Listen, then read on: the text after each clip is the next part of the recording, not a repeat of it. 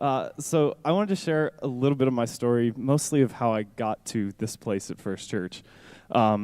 If you know me, you know I'm originally from Montoursville, so I'm not, from too far away.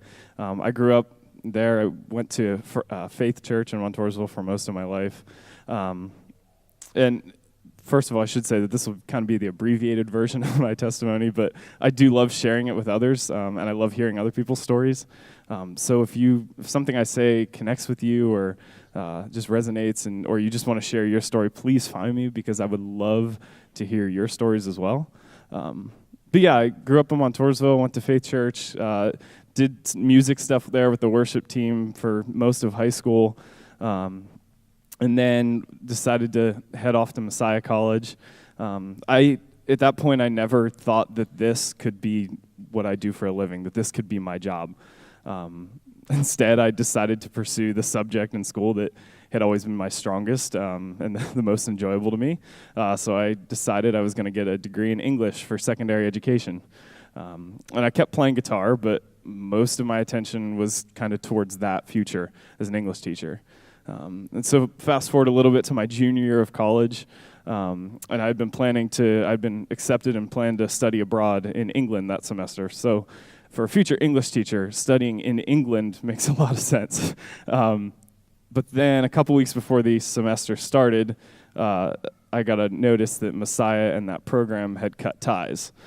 So my trip was canceled, leaving me with a pretty messed up schedule and a lot of disappointment, because I had rearranged my courses to make that happen. I had saved every possible cent for my summer job so I could make it work, and so that I could enjoy my time there.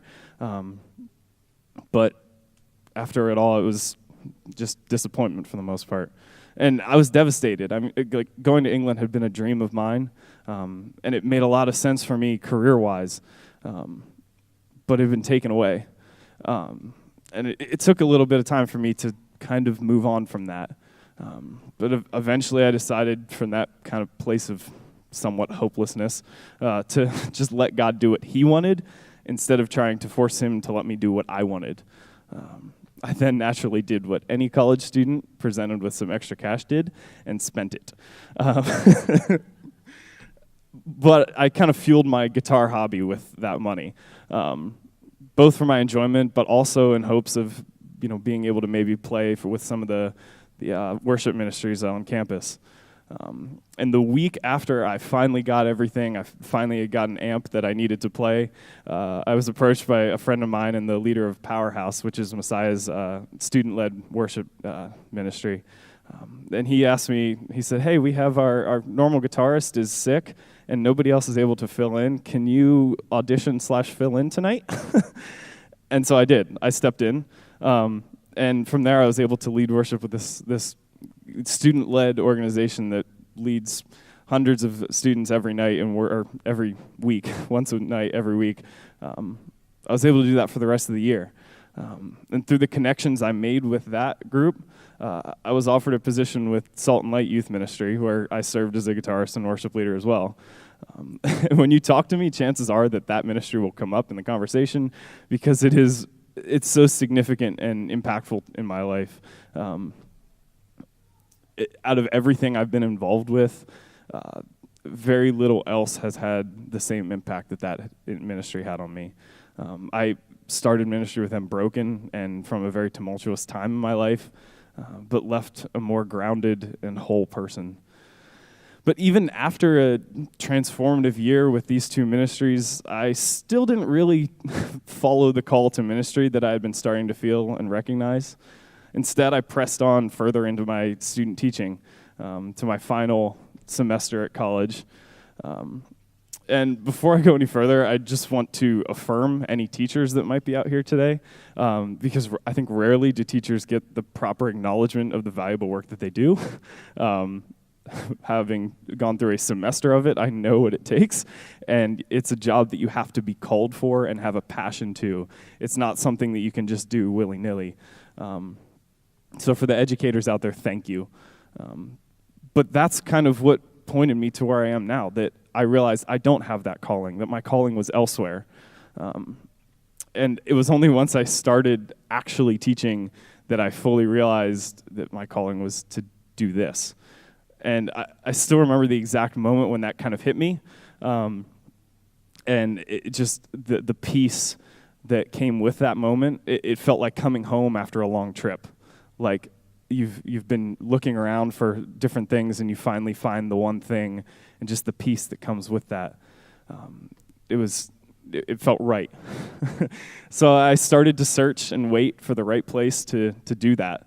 And that's really hard, especially as I spent another summer with Salt and Light doing ministry and leading worship, all the while searching and applying for dozens of jobs, one after another, and watching friends who I just graduated with accept jobs one after another, after another, after another, only to be met with more waiting myself. But I continued to trust through all the fear and anxiety that God would bring me to where I was supposed to be. And I didn't know where that was where that would be. Even when I came back after the summer finished, when I came back to Montoursville, still not knowing where I was going to end up, but came back home, I never expected to find it right in front of me, or 10 minutes down the road. But a month later, I accepted this position, and I realized I was truly home. This is where God wants me to be for this season of my life. And I know that he has brought me here for his kingdom and his glory, not for my benefit or because it's what I want, but for his kingdom. And kind of like Bob was saying, like, to be a part of God's plans will bring you more satisfaction and happiness than anything that you can dream up on your own. That's kind of been the story of my life, of every time God or whoever takes one thing away, God brings something better in. And so it's really easy sometimes to slip into a despair or hopelessness, but when you can recognize that God still has a plan for your life and trust in that, it gets easier. In a few minutes, we're going to sing a song that has kind of followed me and sustained me through these past few years. And singing the words of this song just feels like so natural. Even the first time, it's more like I'm remembering a forgotten truth than learning something new. It's been a reminder to me that our God is in control in spite of what we may want or do, and also a reminder to keep letting him have control of my life. And looking back, it's so easy to see that, like, the best seasons of my life have come after I let go of my desires and submit to his will. When you follow what God calls you to and has for you, he brings a happiness and a fulfillment far greater than anything you can imagine or do for yourself. His plans are simply greater than our own because he is greater than us. And so as we get ready to go into a new year and a new season of each of our lives, I urge you, as crazy as it might seem, to just let go this year, to give God complete control of your life. And that's not easy. It's actually kind of terrifying, and especially if you're similar to me and like to know what's coming next or where you're going. But sometimes we're called to a season of not knowing. And just like with every new endeavor, every new thing we set out to try, every New Year's resolution, the more you do it, the easier it becomes. The more we can force ourselves to let God have control over everything, both great and small, significant or trivial, the more natural that will become to us until it's second nature, where instead of trying to figure out what I want, we try and figure out what God wants first and then follow that. For me, life has never been easier to manage than when God, our God of perfect peace and understanding, is the one that's managing it. When I don't have to do it. When he is the one ordering my steps, it's just so much easier to go through whatever is thrown at us or to step into wherever we're called.